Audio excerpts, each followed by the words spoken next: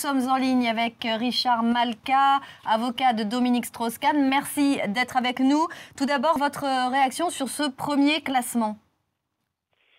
Écoutez, ce premier classement, évidemment, nous ne pouvons que nous en satisfaire. Nous disions depuis des mois que tout cela ne reposait sur absolument rien, que tout cela n'était pas fondé.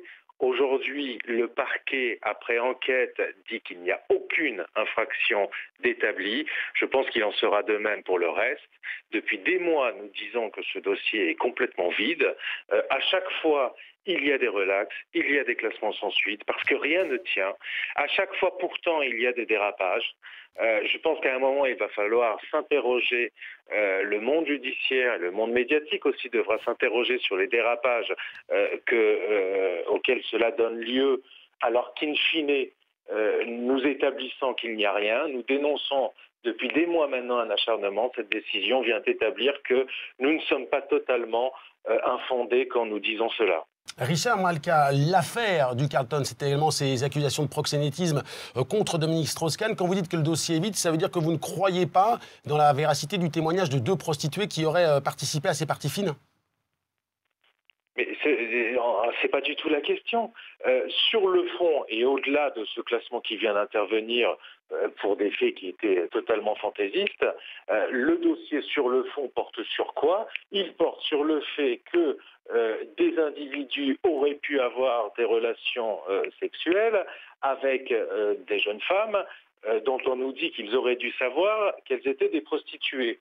À supposer même que c'était le cas, j'aimerais qu'on me dise, mais comme tous mes autres confrères dans ce dossier, depuis quand en France cela constitue un délit pénal que d'avoir des relations avec des prostituées?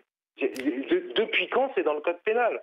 Richard Malka, vous... Ça justifie des enquêtes où on mobilise des dizaines d'enquêteurs et où on dépense des millions d'euros. Enfin, on marche sur la tête. Nous le disons depuis le début, nous l'établirons, nous avons commencé à l'établir.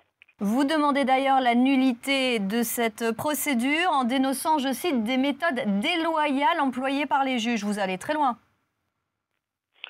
Nous allons très loin parce que ça nous semble justifié. Nous exerçons les droits de la défense. Il nous semble que dans ce dossier, il y a des pratiques qui ne sont pas acceptables et qu'il y a un ensemble de dérapages que l'on établira si un jour on va à une audience publique.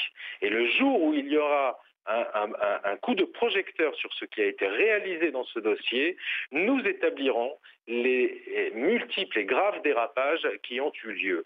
Mais j'espère que nous n'en arriverons pas là, et peut-être que la raison reprendra ses droits et qu'il y aura aussi, sur le reste du dossier, un non-lieu qui sera prononcé, même si je crains que ce ne soit pas forcément le cas. Mais un jour ou l'autre, nous y arriverons. J'en ai la conviction. Et la Cour d'appel se prononcera le 28 novembre. Merci beaucoup Richard Malka, avocat de Dominique Strauss-Kahn dans cette affaire du Carlton, d'avoir répondu en direct à nos questions.